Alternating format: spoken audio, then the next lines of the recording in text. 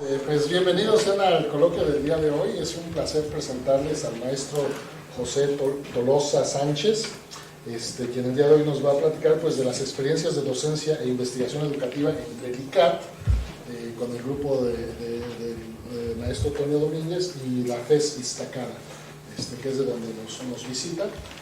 El maestro Tolosa pues es candidato actualmente a doctor en pedagogía por la Facultad de Filosofía y Letras de la UNAM y es profesor de carrera asociado C en la FES Iztacala, donde cuenta pues, con una amplia experiencia docente, formación de recursos humanos, impartición de una cantidad de cursos especializados y seminarios, todos más o menos vinculados al área educativa. Por ejemplo, aquí tenemos un curso en metodología de la investigación en la carrera de cirujano dentista. No alcanzo a ver su formación profesional, pero supongo que es dentista, porque hay mucho relacionado con el tema dental aquí. Tiene una serie de publicaciones de congresos nacionales e internacionales, participación en diversas simposios, etcétera. Ha pertenecido a un gran número de órganos colegiados, justamente en la carrera de cirujano dentista. Veo aquí algo interesante: ha patentado diversos productos pues, con aplicaciones didácticas. Y en fin, bueno, tiene un currículum extenso en toda esta área de enseñanza y pedagogía. Entonces, pues cedo la palabra al maestro Tolosa para que nos platique de sus trabajos. Gracias. Gracias. Buenas tardes. Un poco la idea es que muchos nos vemos aquí y bueno, yo ya tengo el antecedente de que yo ya tengo muchos años viniendo a lo que originalmente era el centro de instrumentos en aquel entonces. Mi primera estancia es desde el año 1995, cuando era el doctor Claudio Firmani, como director del centro. Luego, la siguiente estancia fue cuando el doctor Felipe Lara, en el 2000, con el doctor Sániger en el 2009 y con el doctor Sanela el año pasado. Concluí la estancia sabática en el mes de agosto. Y bueno, si vemos, son casi 20 años, más de 20 años que vengo, estoy un tiempo, regreso, etcétera, pero esto ha dado pie a que hemos generado, con el grupo que he estado trabajando, específicamente con los de telemática para la educación, el doctor José Antonio Domínguez y la doctora Bárcenas, venimos trabajando desde esa época en cuestiones de incorporación de las tecnologías en el área educativa. Las estancias que he realizado aquí ha dado pie a la generación de 8 proyectos de investigación. Aquí tenemos 4. De los 8, 4 tienen financiamiento. Los otros 4 han servido para diseñar los siguientes proyectos.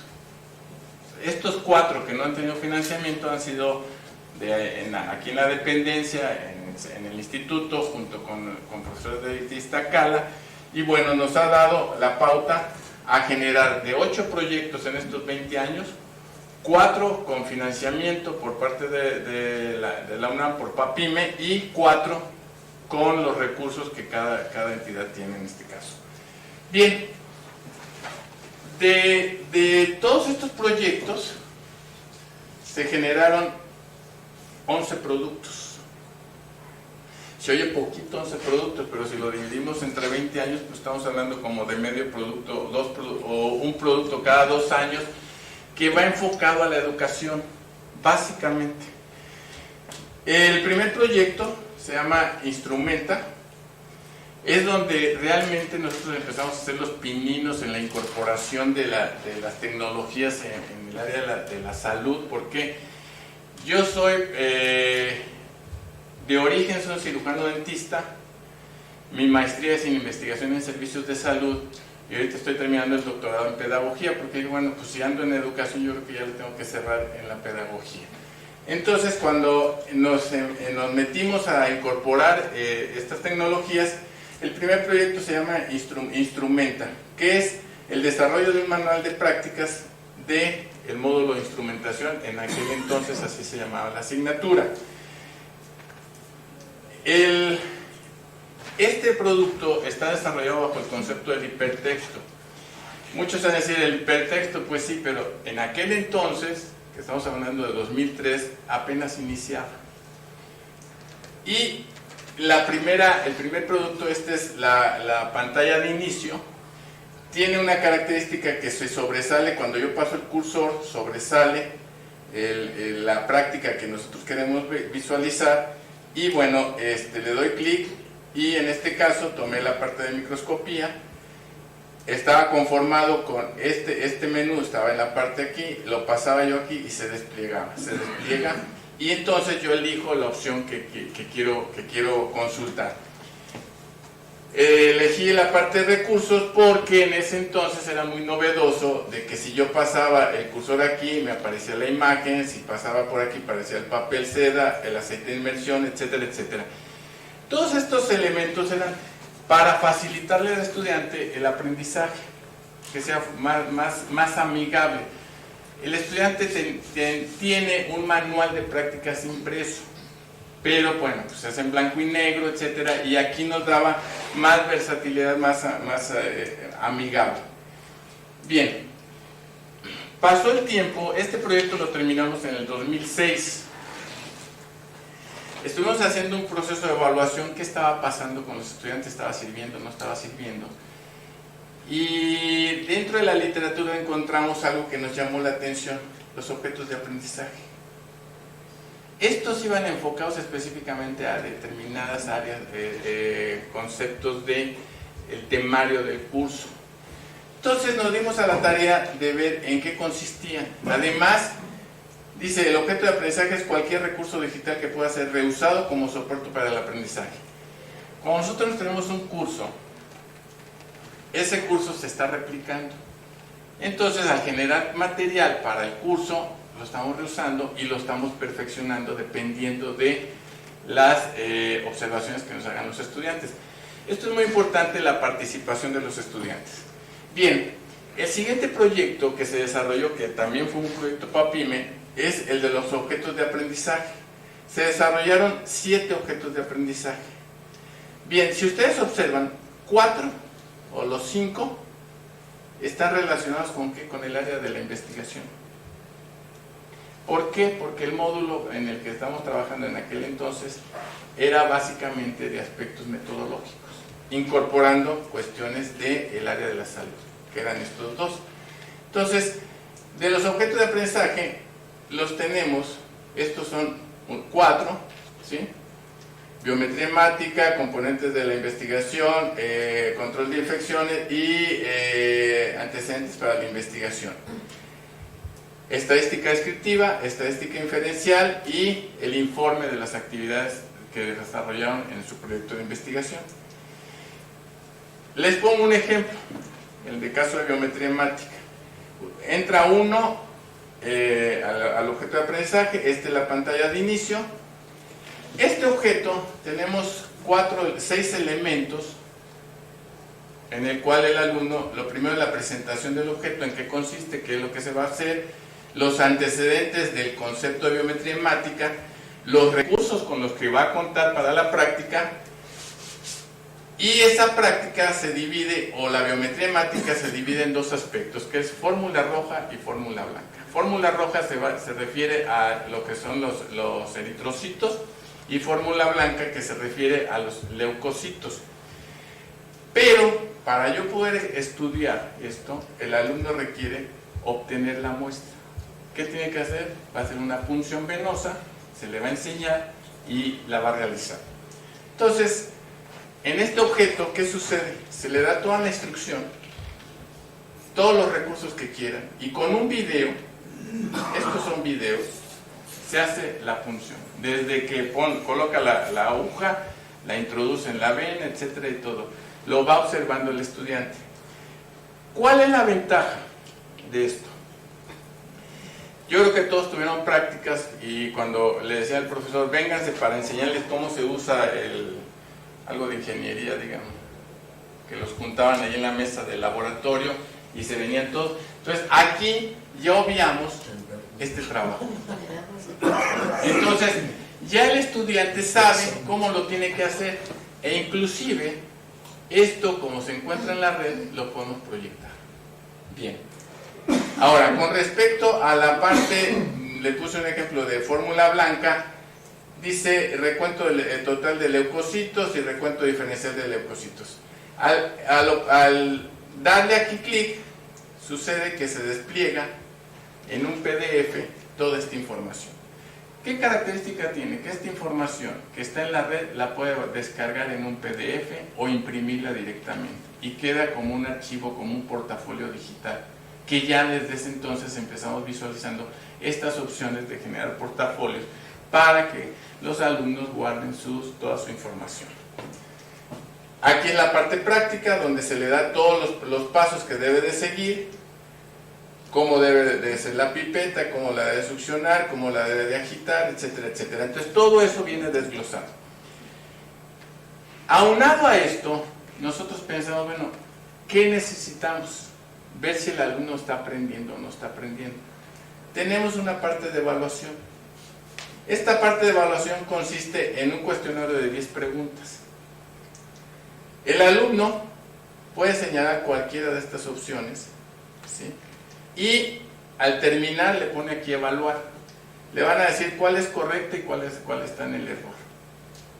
Si el alumno quiere ver cuál es la correcta, le pone mostrar.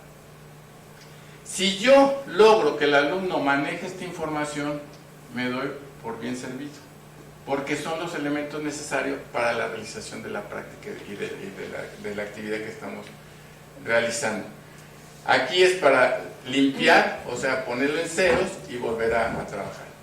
Bien, esto fue del 2009 al 2011, el trabajo que venimos realizando. Lo estuvimos trabajando, vimos las opciones, pero la tecnología sigue avanzando, etcétera. Y la otra parte es el desarrollo de libros electrónicos. Estamos trabajando en ese proyecto. Hoy en día está por concluir, ya se van a presentar los trabajos finales. Y bueno, ¿qué tiene que ver? Esta versión permite, el formato EPUB 3 permite la incorporación de texto, imagen, audio y video directamente en el libro. ¿Qué pasa? Que tenemos un material bastante importante. ¿Por qué? Porque estamos manejando el concepto de unidades mínimas de aprendizaje. Ustedes todos como estudiantes sabemos que nos dejaban siempre leer cuartillas y cuartillas y libros y libros y libros, cuando realmente la esencia era un pequeño párrafo o 2 párrafos que nos da la información mínima necesaria para poder acceder al siguiente nivel de comprensión o de conocimiento. Entonces, bajo ese esquema es como se están diseñando estos libros electrónicos. Estas son las portadas, son 3, que volvemos método científico, protocolo de investigación y bitácora e informe final. Algo que es muy importante y recalcar, la participación de todos los profesores. Esto garantiza que el material que se genere se va a utilizar, porque en la universidad somos muy egoístas, porque si lo hizo el otro, yo no lo uso, o no sirve, o siempre es malo. El lograr que todos los profesores se conjuguen para esto, pues es hacerlos participar, y esto genera condiciones de buen trabajo en el espacio académico. Y además una retroalimentación de aquellos aspectos que no funcionan o que creen que pueden funcionar mejor. Se han generado todos estos materiales, pero ¿dónde los vamos a tener? Esa fue la otra incógnita. Pues se genera el portal de dentista. Ustedes van a decir dentista, pero tienen una falta ortográfica. No. Se buscó la identidad con los estudiantes. Son de Iztacala. Si yo le pongo Iztacala, ahí ya se identifica. Entonces, dentista. Y eso genera que el estudiante se siente como que es algo para ellos. Entonces, la dirección electrónica la tienen aquí, dentista.ckd.unam.mx. Bien, en este portal tenemos los objetos de aprendizaje, los materiales como instrumenta y otros materiales que se desarrollaron por los profesores y los libros electrónicos. Bien, todo esto, aparte del portal, el curso, con el paso del tiempo y las instrucciones de las autoridades, es que los planes de estudios tienen que renovarse, actualizarse. Entonces, lo que antes veíamos en 3 semestres, se transforma en 1 año y se llama metodología de la investigación. El curso que tenemos ahora es anual, ¿sí? Entonces, ahora ya tenemos ¿qué? Una aula virtual, donde están incorporados todos los materiales que se han venido generando. Este es un ejemplo, método científico, concepto de aquí le da clic, se despliega, pero aquí está el apoyo, es un PDF y aquí la plataforma de dentista. Apoyo en plataforma de dentista, que le dan clic y se va a dentista. Y esto es importante para difundir el portal. ¿Por qué? Porque mucha gente pues está ahí pero no lo ven. No, es que ahora sí ya los estudiantes saben que existe un portal de dentista, etc. Y esto pues vincula también de que no solamente en Iztacala, sino junto con otra institución, otra dependencia que es el instituto, se está trabajando en el desarrollo de los recursos audiovisuales. Algo muy importante, el total de participantes es de 640, estos 8 son los profesores. Entonces 640 estudiantes tienen acceso a esta aula virtual. ¿Qué quiere decir? Que es la generación. Y todos los productos que les mencioné anteriormente los pueden visualizar los estudiantes. Y esto es el impacto que tiene, que no solamente en muchas ocasiones se desarrollan productos y se quedan en el cajón, sino que estamos desarrollando productos para el estudiante. Fundamentalmente, algo que la preocupación de nosotros es esta parte. ¿Cómo podemos generar aprendizaje en los estudiantes? ¿De qué manera? Y al mismo tiempo que estamos haciendo que el profesor se empiece a modificar sus formas de enseñar. Esto es en relación a los productos, a los proyectos. Otra fase que viene de la mano es formación de grupos de investigación, comunidades de aprendizaje. Se generaron 4 comunidades de aprendizaje. ¿En qué consiste esto? A los estudiantes, a los profesores se les tenía la necesidad de informar que existen recursos de las TICs para que empezaran a usarlos. ¿Qué implicaba esto? Formación. No formación en su disciplina, sino formación en el uso de estos recursos. La primera comunidad es la que era de los profesores donde yo estoy. ¿Sí? Y esta es la primera, del año 2000 a 2001 estuvo trabajando. Posteriormente, esto trasciende y se genera empiezan a pedir por parte de las clínicas odontológicas. La carrera de cirujano dentista en Iztacala se conforma por el área básica y el área clínica. El área básica antes estaban los 3 primeros semestres, ahora está 1 año, y el resto está en el área clínica. El área clínica son 8 clínicas odontológicas distribuidas en la periferia, no de aquí, sino del Estado de México. Tenemos en Cuautitlán, Almaraz, Zacatlán, Aragón, Zaragoza, Cuautepec, Ecatepec e Iztacala. Son más o menos estas clínicas que están distribuidas y los estudiantes se van allá a estudiar. Entonces los profesores se enteraron de lo que veníamos haciendo y solicitaron que por qué no ellos se querían incorporar a esto. Entonces los profesores vieron la necesidad de que querían mejorar su práctica docente. Entonces se genera la siguiente comunidad y posteriormente las especialidades que en Iztacala son endoperidodontología y ortodoncia. Se corre la voz y también dicen, oye, ¿por qué no generamos lo mismo que hiciste con los de la clínica? ¿Por qué no empezamos a trabajar aquí con nosotros? ¿Por qué? Porque queremos ver, les está dando resultado. Entonces, ok. Ya tenemos las tres en el área de la odontología y curiosamente por ahí se escapa y se enteran la carrera de optometría y enfermería.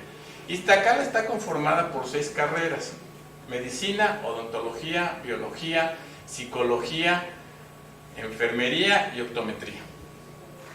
Entonces son 6 carreras que están ahí en Iztacal. Entonces trasciende, y los de optometría y enfermería conjuntamente se genera otra comunidad precisamente para formar a esto. Ya están formadas las comunidades. Bueno, ¿qué vamos a hacer con ellas? Formación de recursos humanos. Se generaron 32 actividades en este lapso en estos años, 32 actividades, fundamentalmente con cursos y talleres, enfocados aquí a las TIC, desde uso y conocimiento de la computadora, elaboración y edición de documentos HTML, PDF, edición de video no lineal, diseño instruccional, objetos de aprendizaje, pedagogía y narrativa digital para la elaboración de libros electrónicos. Todo esto se traduce en estos cursos. Ustedes al verlos van a decir: desarrollo de habilidades para el manejo de herramientas de comunicación electrónica. Estamos hablando del 2001. ¿Qué era lo que teníamos que ver? Primero, que manejen el correo electrónico. Era lo mínimo para poderse comunicar, cómo enviar documentos, cómo enviarles a los muchachos los documentos, en fin, todo esto. Entonces, aplicación de herramientas de comunicación electrónica, luego integración de medios y elaboración de documentos HTML, por ejemplo aquí digitalización de medios. Esto, conocimiento y uso de la computadora personal. ¿Qué pasa? Muchas ocasiones aquí está la computadora, me siento, la prendo y bueno, y pues ¿cómo le hago? ¿Para qué sirve esto? ¿Para qué esto? ¿Para qué? Entonces, yo creo que lo mínimo es que conocieran, si es un recurso que yo voy a utilizar, que lo conozcan bien y que le puedan sacar el mejor provecho. Aunado a esto viene, por ejemplo, elaboración de documentos HTML para la generación de los hipertextos, integración de medios con PowerPoint para la presentación de sus clases, como incorporarles video, imágenes, etcétera, que en muchas ocasiones, estamos hablando del 2004, apenas estamos incorporándonos en los aspectos del uso de las tecnologías, ¿sí? A lo mejor es muy fácil eso, ahorita, después de 10 o 12 años, porque se ha generalizado, pero en ese entonces todavía no. Edición de video no lineal con Movie Maker, ¿se acuerdan Movie Maker que era la opción? Hoy ya no lo traen, ya no trae Windows del Movie Maker, lo tienes que descargar, pero era una opción para la edición de video. Y así sucesivamente, uso de aplicación de herramientas.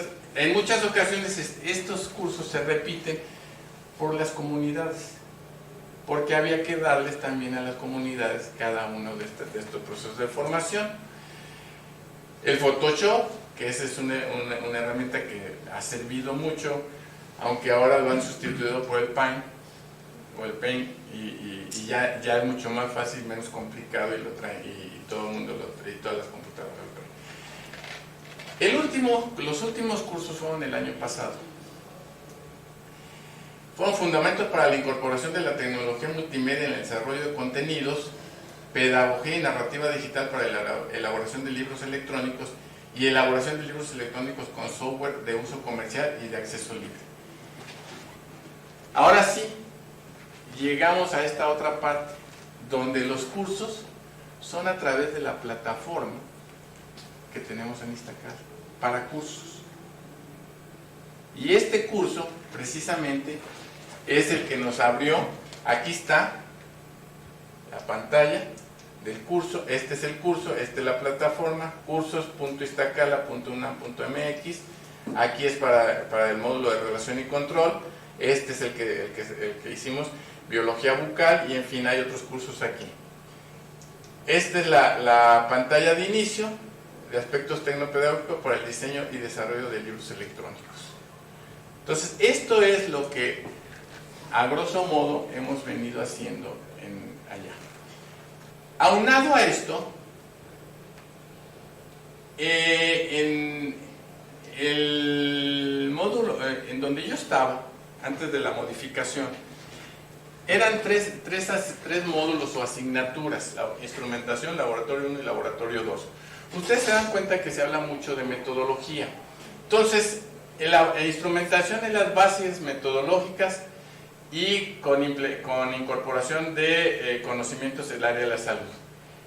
El laboratorio 1, perdón, era todo el aspecto metodológico, características de hipótesis, método científico, etcétera, todo esto, más estadística inferencial y estadística descriptiva. ¿Para qué? Para poder llegar a hacer un protocolo de investigación. El módulo de laboratorio 2 es: el alumno tenía que desarrollar por sí solo, en equipo, un proyecto de investigación relacionado con la salud. Tenía que hacer el protocolo, desarrollarlo y obtener resultados. De los resultados que obtenían, se hacía una selección de los 20 grupos que conformaban la generación. Se hacía una selección de los mejores dos trabajos para que se presentaran en un evento que se hacía en el auditorio de la facultad, donde se presentaban de manera oral y de manera cartel. Entonces, para poder darle difusión a todos estos materiales y estos trabajos, empezamos a generar, con ayuda también de aquí del instituto, las memorias, y se realizaron 8. Llegamos hasta el coloquio 14, ya no fueron los 15 años ni nos tocó fiesta porque cambiaron el plan de estudios. Entonces nos quedaron a deber la fiesta, entonces ahí nos quedamos. Bien, el trabajo de todo esto, de todo lo que les acabo de mencionar, se ve plasmado en un libro, en la formación de los docentes en uso de las TICs, un caso de éxito en la FES Iztacala. Este está publicado por la Academia Española y este es el registro. Por el otro lado,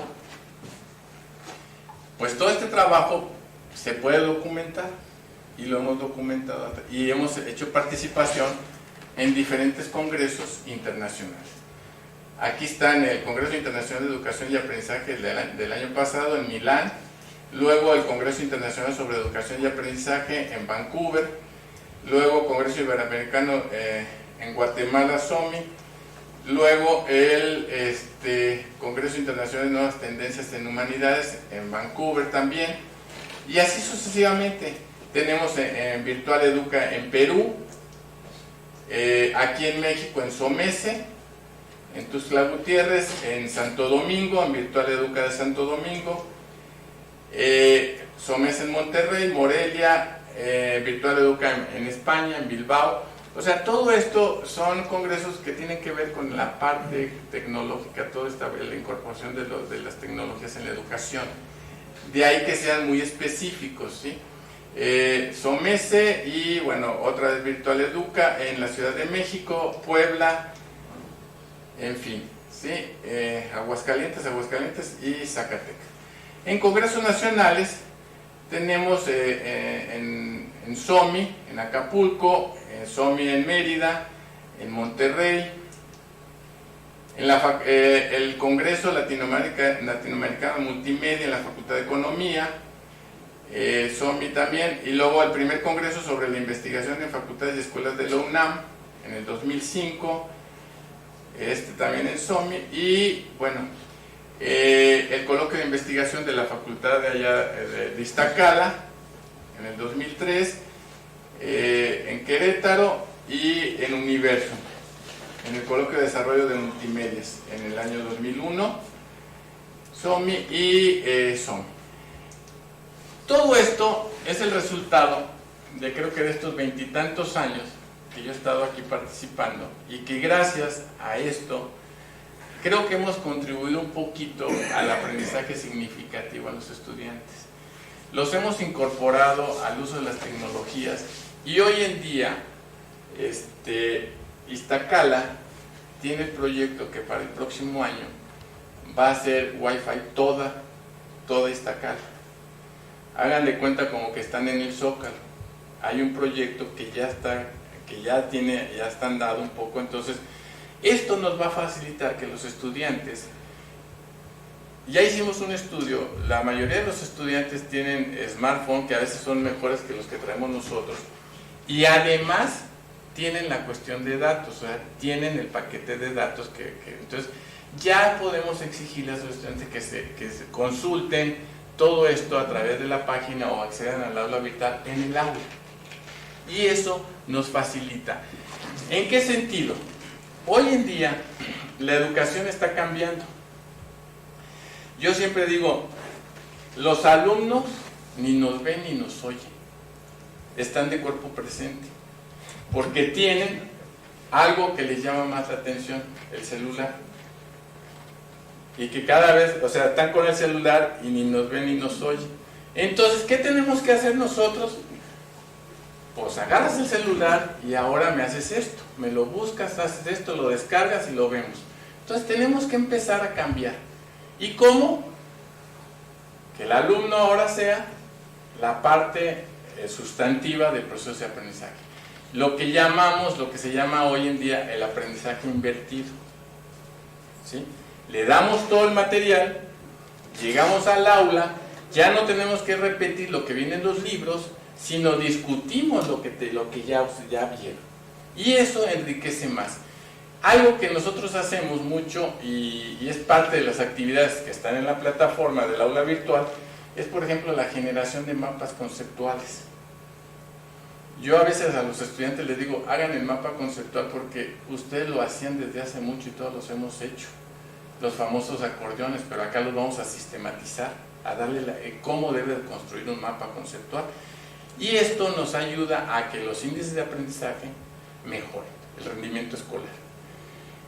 Hicimos una prueba del uso de la plataforma, metimos a la mitad de la generación y la otra mitad no, y los resultados en función de las calificaciones sí hubo una diferencia de un 20 al 30%, o sea, entre los que no la llevaron y sí la llevaron, las calificaciones más altas con respecto a los otros. Entonces vemos que la cuestión visual y la incorporación de esto es mejor, y el aprendizaje, cuando menos nosotros nos justificamos, ahí está en la plataforma. A mí no me pudiste decir que no lo vimos, está y lo puedes usar, y con eso sería eso. Con esto terminaría. Gracias. Entonces, hay pues, bastante tiempo para preguntas, ¿sabes? Sí, Pepe, muchas gracias. Bueno, primero, pues, yo conozco a Pepe, bueno, déjenme decir, yo conozco a Pepe Tolosa desde hace 60 años. No menos. Desde el kinder, ¿sí? Y bueno, a mí me dio mucho gusto cuando vino a hacer su primer sabático aquí al Centro de Instrumentos entonces, y empezó esta fructífera comunicación, ¿no? Esta relación, esta colaboración con el que es hoy el grupo de telemática, ¿no?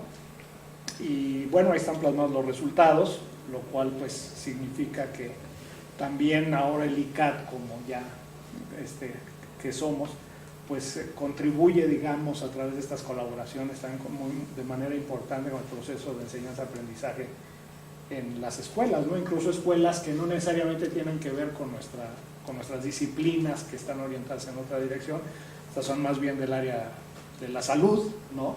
Pero sin embargo se hace una contribución importante, ¿no? Pero bueno, lo que yo quería preguntarte es qué sucede, porque tú mismo hablaste de que hay, por ejemplo, cambios de planes de estudio. Los planes de estudio se revisan periódicamente, quitan asignaturas, ponen otras, modifican los contenidos, etcétera, ¿no? Esto pues también tiene que ir actualizándose o tendría que ir poniéndose, digamos, al día con respecto a esas renovaciones o modificaciones en los planes de estudio, ¿sí? Entonces, esto implica, digo yo, y no sé si lo tienen planeado, cómo lo tienen contemplado, pues un trabajo continuo, constante, o sea, no es que ahí está y ya úsenlo y para los próximos 30 años, lo pueden seguir, no, esto va a cambiar o va a desaparecer incluso porque a lo mejor ya lo sacan del plan de estudios y ponen otra cosa, y hay que hacer cosas nuevas incluso para los nuevos planes de estudio, ¿no? Entonces, ¿esto cómo lo tienen contemplado, ¿no? Primero, y segundo, digamos ya en lo que sería más un poquito la parte quizá investigativa o la parte en cuanto se refiere a ya los procesos de enseñanza-aprendizaje y la cuestión epistemológica y estas cosas. Es decir, cómo se justifica o cómo se entiende que estas herramientas o estos productos tecnológicos, digamos, contribuyen y de qué manera lo hacen. Es claro que te ayuda a estudiar o a encontrar la información, ¿no?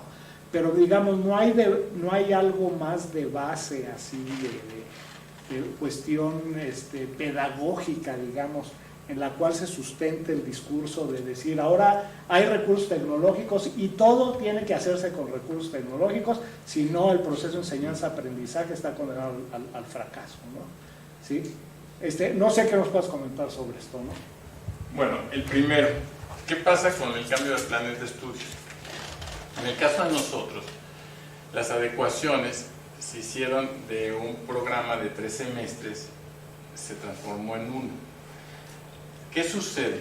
En muchas ocasiones, al modificar estos planes de estudio, o compactas o eliminas, ¿sí? Entonces, esta es la parte donde nosotros, de los materiales que ya habíamos generado, la mayoría siguen vigentes con el proceso de actualización. Afortunadamente, esta actualización es muy sencilla. Entra uno a la página, lo corrige, incorpora, etc., y se acabó, y actualiza la bibliografía, etc. Y esto es inmediato. Nosotros del término de un ciclo al siguiente lo podemos hacer y no pasa absolutamente nada. En el otro caso de la cuestión pedagógica, en ese sentido, todo este material está diseñado desde la perspectiva de los objetos de aprendizaje. Van con el objetivo de aprendizaje, el logro de la actividad práctica, etcétera. Ya está plasmado todos los aspectos pedagógicos. En el caso de, por ejemplo, los libros electrónicos, estamos buscando el concepto de la unidad mínima de aprendizaje, para que con esa información el estudiante pueda lograr el aprendizaje. Y no solamente eso, sino que se le da las opciones de que a través de ligas pueda ampliar la información. Hay un diagnóstico, y esto a mí siempre me lo refutan: el estudiante no lee. Tú no le des un documento de más de 6 cuartillas, 8 cuartillas, porque no lo va a leer. ¿Qué tenemos que trabajar? Sobre el concepto de algo que sí lo lea y que lo entienda. Y bajo eso ya vas del otro lado. Pero si yo le doy un documento de 10, 15 cuartillas, nomás al verlo, es que flojera. Entonces, tenemos que ir trabajando. A mí me han catalogado de que apapachas mucho. ¿De qué me sirve darle al estudiante documentos donde ni los va a aprender ni nada y lo voy a tener ahí detenido? Le doy los conocimientos mínimos necesarios y sé que con esa información va a lograr el siguiente objetivo. Entonces tenemos que trabajar en esto. Y la otra parte es invertir. El estudiante está acostumbrado, como yo les digo, se sientan todos, se acomodan, procuran estar a la final para que no le vayas a preguntar a los que están enfrente, y están en espera de que les caiga el maná. A ver qué me cae y de ahí qué retengo. Entonces tenemos que, la parte estratégica pedagógica es invertirlo. Ya tienes esto, ¿sí? Ahora, vamos a hacer la otra. Una dinámica aquí, donde tu equipo va a hablar sobre esto. Ustedes tendrán que cuestionar.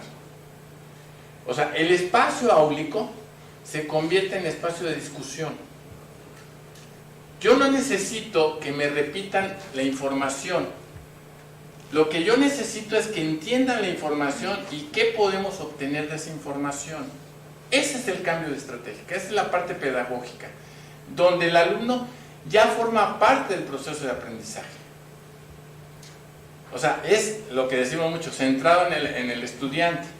A veces nomás es centrado en el estudiante, pero siguen las mismas prácticas, porque el estudiante está ahí. Pero para mí, como profesor, lo más cómodo, y yo creo que para todos es la exposición magistral. ¿Entendieron? Todos te van a decir que sí para irse. Pero si cambiamos las formas, ahí sí es diferente. Entonces, ¿por qué? Porque entonces empiezas a cuestionar al alumno. Oye, ¿qué pasó con esto? Y aquí viene el otro problema. Si al alumno ve que no sabe, le empieza a dar pena. Y entonces ya se pone a estudiar. Y esto genera competencias. Competencias por quién maneja el tema. Entonces, esa es la parte que tenemos que ir cambiando, ¿no? Yo el concepto de que ni nos ven ni nos oyen es un hecho. Tenemos que invertir el proceso. Y esa sería la parte de cuestión pedagógica, ¿no?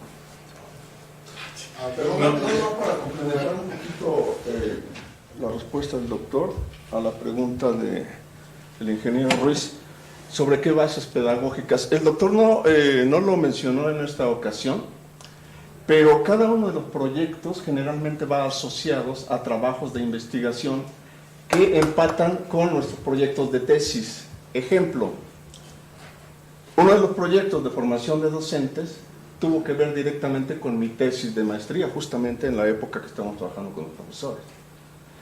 Mi proyecto de doctorado también tuvo que ver con formación de docentes en el uso de tecnologías, específicamente un modelo. Josefina trabajó también para su maestría el impacto del uso de las TIC y precisamente con población de la FES Iztacala. Su doctorado también va en ese sentido y el doctorado del doctor Tolosa justamente tiene que ver con estilos de aprendizaje. Es decir, cada vez que se formula un proyecto va empatado con el sustento pedagógico que formalizamos incluso con un proyecto para obtención de grado, ¿no? Se ha dado de manera muy natural. Nada más para complementar un poquito. Gracias. Sí, yo tengo preguntas tanto para el ponente como para los integrantes del ICAR. Primero, la pregunta son varias. Cuando hablaba de formación de grupos de investigación y desarrollo, ¿se refería a grupos electrónicos o físicamente iban y...? ¿Grupos de profesores? Sí, decía formación de grupos de investigación y desarrollo. Bueno, son profesores de las diferentes áreas. Del área clínica, ¿sí? Profesores que dan en la clínica clases. Con ellos empezamos a generar material. ¿En qué sentido? Para optimizar su práctica docente. Esto no se los había comentado, pero hoy en día la mayoría de todos estos profesores ya están incorporados en un aula virtual y ya incorporaron muchos de sus materiales. Allá en Iztacala, una de las intenciones de la directora es que todas las asignaturas cuenten con un aula virtual por cualquier circunstancia, por mejoramiento de la enseñanza, porque se incorporen en el uso de la tecnología, porque aprendan que es lo del futuro, en fin. Falta el proceso de formación y concientización e inducción en el uso del recurso. No te voy a decir que todos están así uyuyuy, ¿no? Algunos sí. Te doy un ejemplo. En el caso de nosotros, el aula es para la asignatura. En el caso de biología es el aula para el profesor, o sea, son 10,000 aulas porque son tantos profesores o tantos grupos, lo cual es un error, yo lo he criticado mucho, porque las aulas virtuales son de los cursos, no es del profesor. Y todos los demás han ido incorporándose al desarrollo de esto, ¿sí?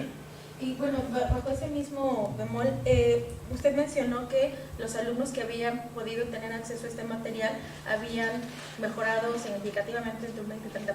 ¿Cómo sabe que esa mejora es por su herramienta? ¿Qué tal si eran las estrellitas marineras de la clase y cómo puedes saber estas atribuciones por el material, y no Mire. porque hayan hecho otra cosa los chicos, ¿no? Bueno, uno, había un cuestionario de lo que le llamamos satisfacción del cliente. ¿Qué opinas del uso de la plataforma? ¿Sí? Y el otro, que era un poco el más objetivo, porque el satisfacción del cliente, pues le voy a poner bien porque a lo mejor el profe me reprueba. El otro aspecto que nos fuimos es a las calificaciones finales. O sea, nosotros tenemos acceso a cuánto sacó el promedio cada grupo, etcétera, todo esto. Y ahí lo vimos. ¿Sí?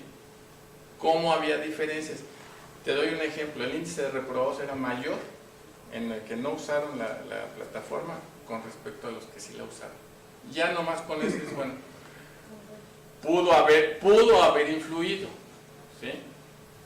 ¿Por qué? Porque el material le fue accesible, fue claro, él lo entendió. Y el uso de estos cuestionarios, que finalmente de algo sirvieron, ¿no? Y bueno, la tercera, perdón, sería más bien hacia la gente del ICAT. O sea, yo creo que son materiales muy útiles, pero por ejemplo, nosotros como académicos, ¿cómo se nos puede evaluar, por ejemplo, si yo genero una guía instruccional, o si genero un video, o si genero algún material multimedia, como dentro de las especificaciones que tiene el comité editorial? Siento que no está como actualizado. Entonces, si nosotros generamos ese tipo de productos, ¿cómo nos lo pueden evaluar?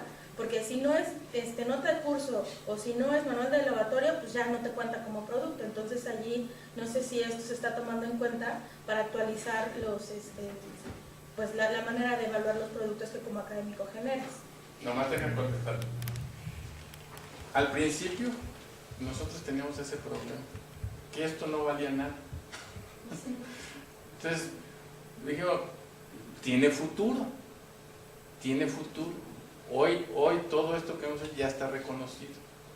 Entonces, ¿a base de qué? De picar piedras y de constancia. Ahora, yo no sé aquí cómo no. ¿Te puedo? Mira, efectivamente ese es un problema muy fuerte. Realmente en la parte de evaluación de productos del comité editorial, pues sí hay muchos huecos, ¿no? Empezando porque somos un instituto multidisciplinario donde en el mismo comité no tenemos expertos en todos los temas. O sea, nosotros, por ejemplo, como grupo de temática para la educación, tenemos un problema muy grande porque cuando sometemos a evaluación informes técnicos, siempre hay problemas en cuanto al entendimiento de cómo evaluar un trabajo de material tecnopedagógico, porque empezando por ahí, ¿no? O sea, ¿qué es tecnopedagógico? Que muchos no sabemos a qué se refiere tecnopedagógico. Nos damos una idea, pero realmente no lo sabemos. Entonces yo creo que más bien ahí lo que se necesita es una revisión precisamente sobre la forma en que van a evaluar o cómo se evalúan.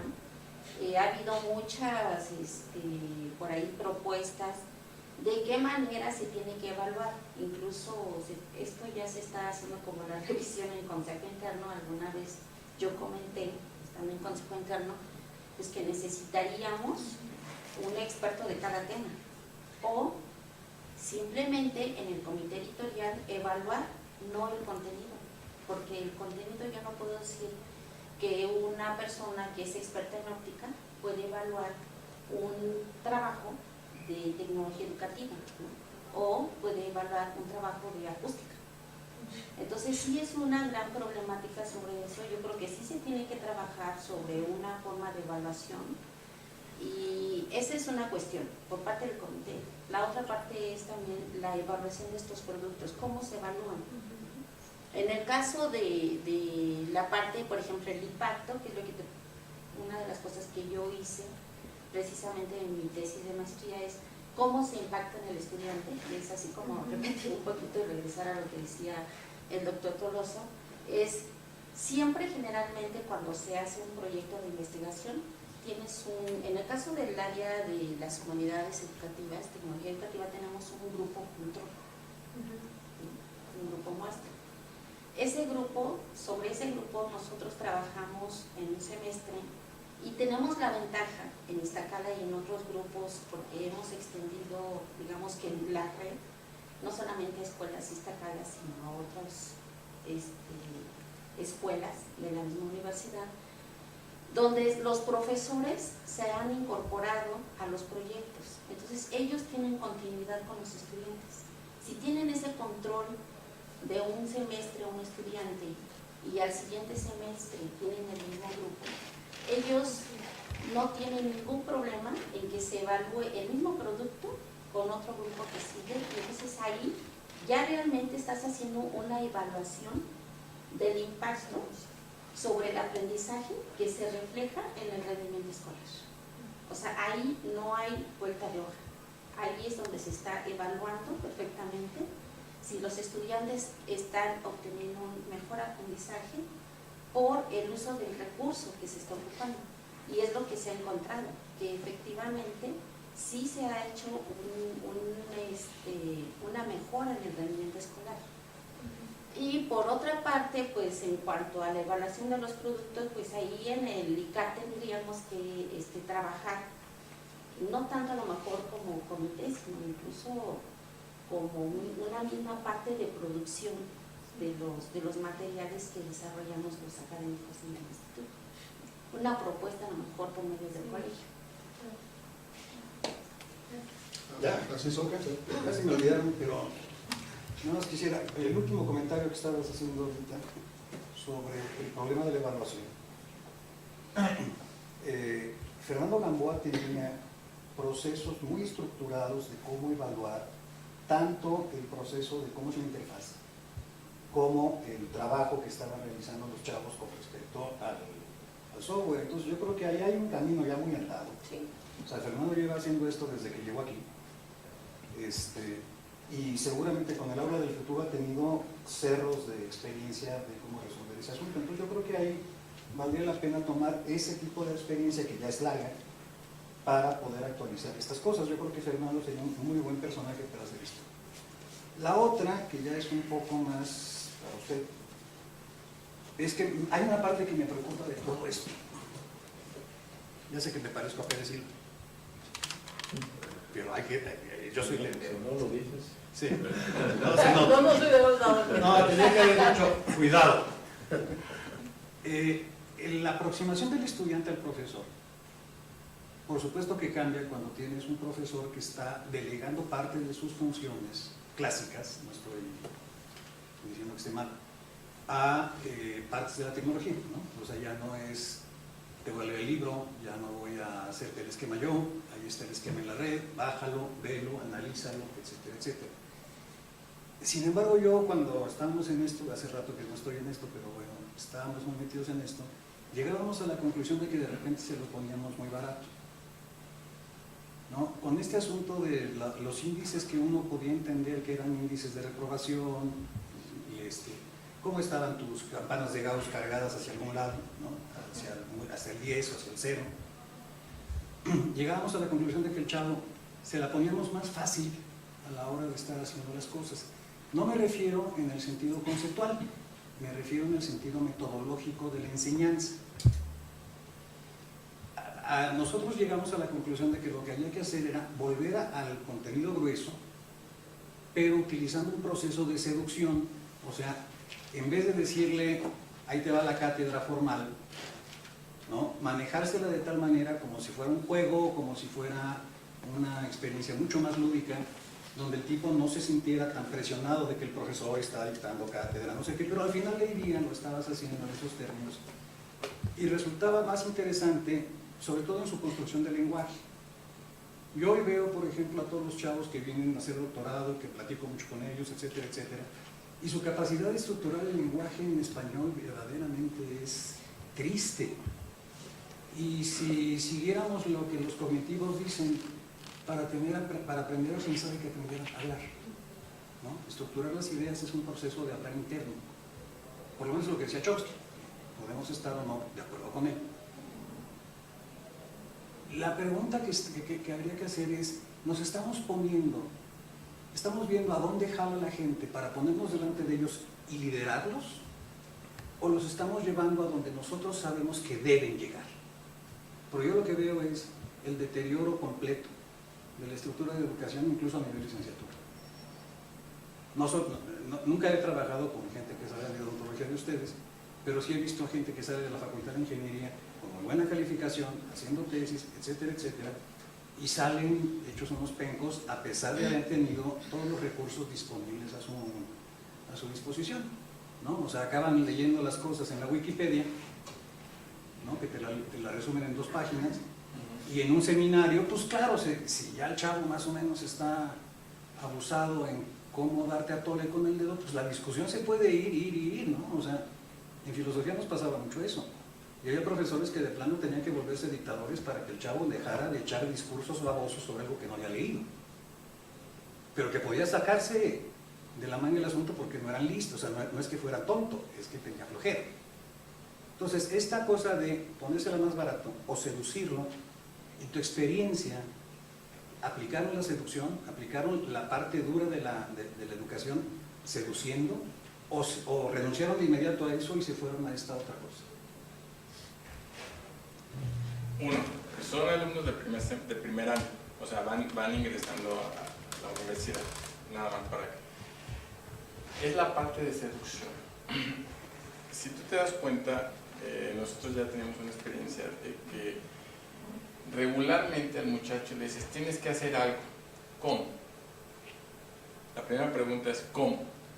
Dímelo. No, pues dígame cómo para yo seguirle. Entonces, ¿qué tienes que hacer? Le das la información y lo cuestionas para que piense. Esa es un poco la idea. La idea, nosotros le estamos dando ciertos materiales básicos tratando de que el alumno los comprenda de manera sencilla. Que esa información es la básica para poder trabajar. Si el alumno quiere seducirse o no seducirse, ese ya no es problema mío. O sea, la función de nosotros es proporcionarle los recursos o la información necesaria para que él, sabemos que no te vas a leer tanto, pero sí lee esto, que esto es lo necesario. A partir de ahí, tú me vas a explicar cómo le voy a hacer en esto, cómo le voy a hacer en aquello y cómo le voy a hacer. Tendrás que pensar. Uno de los graves conflictos, y en general del sistema educativo en México, es que el estudiante está acostumbrado a recibir instrucciones. Instrucciones, instrucciones, instrucciones, durante toda su formación. De ahí que cuando dices, llegan al posgrado, llegan a esto, pues es que no me dijeron cómo hacerlo. ¿Por qué? Porque el modelo educativo va en ese sentido. Hazme así, hazme así. Y en odontología no, es peor. ¿Por qué? Porque cuando estás en clínica le tienes que hacer así. Si te pasaste un milímetro, estás mal porque te equivocas. ¿Sí me explico? Y no le dan un criterio al estudiante para diseño de calidades y cosas de esto. Lo mismo sucede. Entonces, ¿qué tratamos de hacer nosotros? Esta parte. Que el estudiante aprenda a discutir y proponer. Ese es el objeto de esto. Dejarlos, no dejarlos, o sea, y es una anécdota. Cuando hubo el cambio de plan de estudios, dice, el modelo educativo va a ser para el constructivismo. ¿Qué es el constructivismo? Donde el alumno tendrá que hacer todo. Llegas, a ti te toca tal tema, a ti tal tema, y lo van a exponer. ¿Se acabó? Estoy cumpliendo con la propuesta. Bueno, espérame, porque esa es una estructura. A eso voy. Aplicado porque ustedes hacen constructivismo aquí. Sí, sí, sí. El concepto depende de uno. ¿Qué es lo que quieres lograr? Nosotros estamos batallando en este sentido. O sea, vemos que los estudiantes cada día vienen más apáticos, sin ganas de leer. Tengo que entrar porque tengo que entrar. Si no hubiera clase, mejor. Y te doy un ejemplo. Ayer, para tomar la decisión si hay paro en la facultad, se pasa a todos los salones. Entonces, con las listas, los chavos dicen sí, no, o paro activo, paro total o no paro, etc. Paro, pues al fin no vamos a venir, porque mañana tenemos que entregar trabajos. O sea, ¿sí me explico? Está bien, tiene un día más. Ah, no, claro, no, pues por supuesto. Nuestras generaciones así lo pensarían. Por eso, no, por supuesto. Pero el compromiso del estudiante, o sea, tenemos que generarle compromiso. El compromiso es que te ponte a leer, aunque sea 3 cuartillas, léelo y lo vamos a discutir. Porque no existe ni compromiso en eso. El otro día les decíamos, ustedes dijeron que iba a haber 2 días de paro y resulta que ni eso lo hicieron, nomás nos alborotaron, ¿no? Entonces, dicen, si se comprometieron porque la amenaza era 2 días y nomás salen con uno, no friegues, ¿no? O sea, o lo cumplen o lo cumplen. Esa es la parte que nosotros tenemos que trabajar con ellos, porque vienen, o sea, desgraciadamente, los estudiantes a lo mejor no son como nosotros, vienen un poquito menos, pero además, con el cambio de los planes de estudio, ¿qué ha sucedido? Muchos de los profesores no manejan los temas, porque son nuevos. Y entonces al no manejarlo, optan por poner un video, por poner esto, y ahí ustedes averiguan. ¿Sí me explico? Entonces necesitamos empezar a batallar con esto para lograr aprendizajes. No el mamotreto de todo, sino lo mínimo que necesito yo para que se continúe con su proceso de formación. Bueno, nada más para acabar, porque ya me acordé de la pregunta que iba a hacer al principio.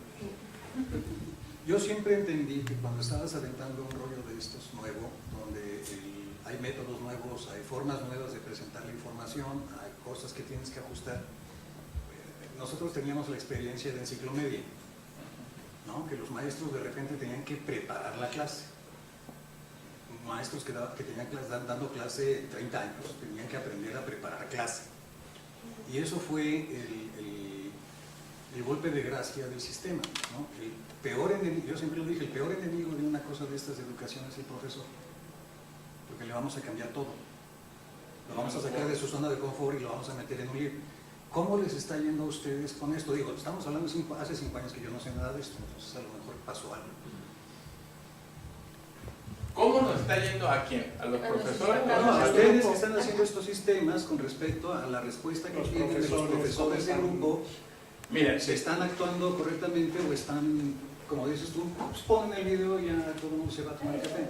O sea, efectivamente, aquí, en el caso específico del área donde yo estoy, estás hablando de que el 80% de los profesores lo están aplicando. Tienes un 20% que no les interesa. ¿Por qué? Porque yo me lo voy por la libre, por lo más fácil. Ahí no lo puedes obligar. No, pero sí hay un 80-20. Claro. ¿Por qué? Porque se le facilita al profesor. Pones exámenes en línea, se califican solos, ya nomás tienes el resultado. La entrega de tareas es vía plataforma, la bajas, la lees y la calificas, no tienes que entregar. Aquí ya no hay problema de que no lo encontré para el trabajo. O sea, es un trabajo que te dedicas media hora y resuelves toda la cuestión de evaluación del grupo, ¿sí? En ese sentido, le estás facilitando al profesor. Él ya no tiene que hacer exámenes parciales, porque están en la plataforma. No los tiene que calificar, porque los exámenes parciales saquen una hoja. Allá tenemos otra gran ventaja. Todos los exámenes departamentales, ¿qué son exámenes departamentales? Es el examen que se aplica a toda la generación, el mismo examen a toda la generación. Entonces allá se hace en cómputo. Entonces también se aplica el examen, y ya te entregan el listado con las calificaciones, el número de ciertos y cuánto sacó de calificación.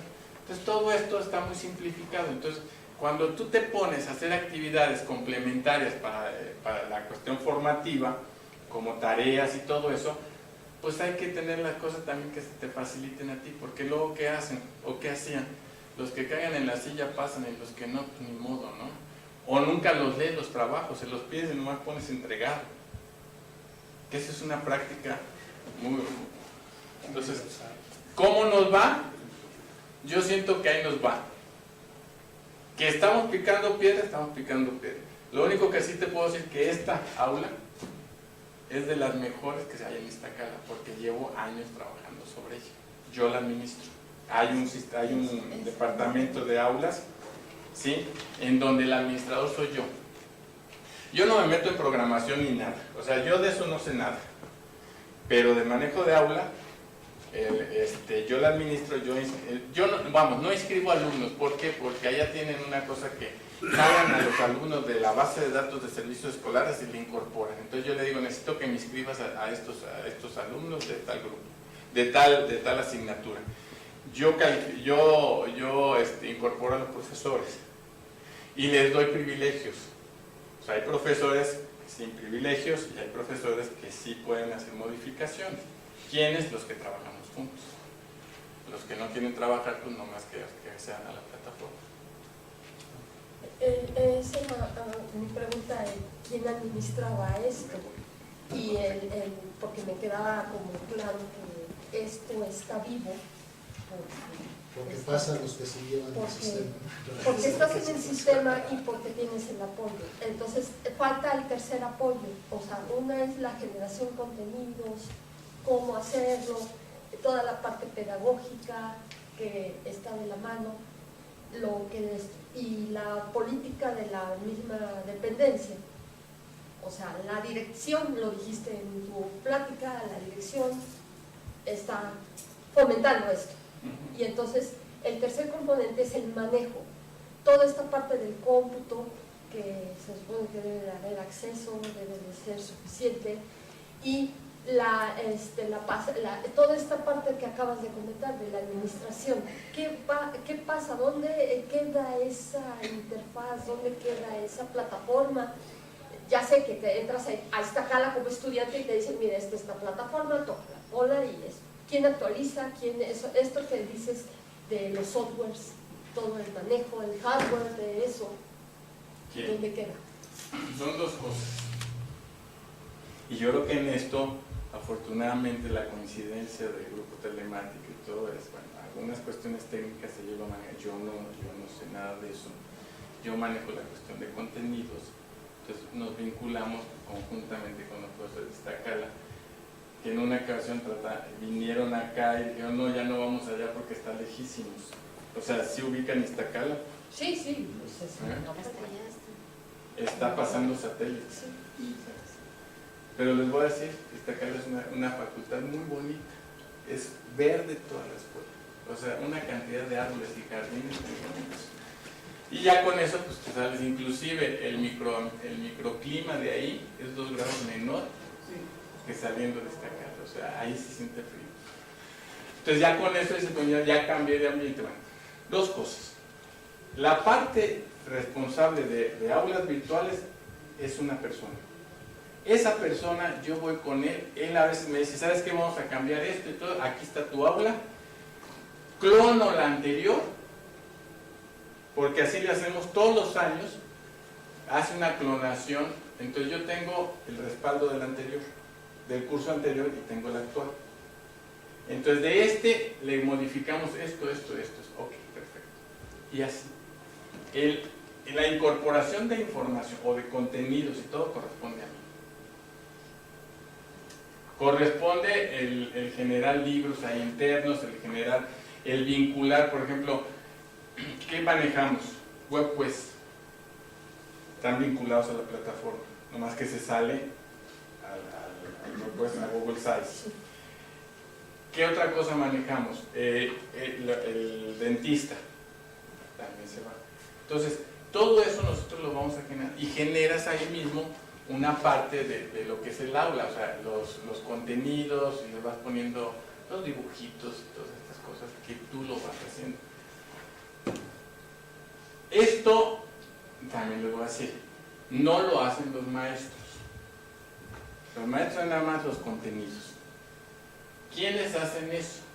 Gente de servicio social que está conmigo. Yo tengo un cubículo exclusivo para 2 gentes de servicio social todo el tiempo que están dedicados a darle mantenimiento de contenidos, de problemas que no puedo acceder y que van los muchachos, les dicen, y si no lo resuelven ellos, los mandan. Una gran ventaja que tenemos a los muchachos no hay que darles ninguna clave ni una nada. Con la misma clave que usan para todos los trámites en la UNAM, con eso entran. Y eso es un gran beneficio. ¿Por qué? Porque no se les va a olvidar eso. O sea, su número de cuenta y su contraseña. Entonces no hay problema. Se les dice, ya está el aula, entran con esto y entran todos. No sé si esté contestando. Sí, justo esa. Gracias. Bueno, si no hay más preguntas, pues agradecemos.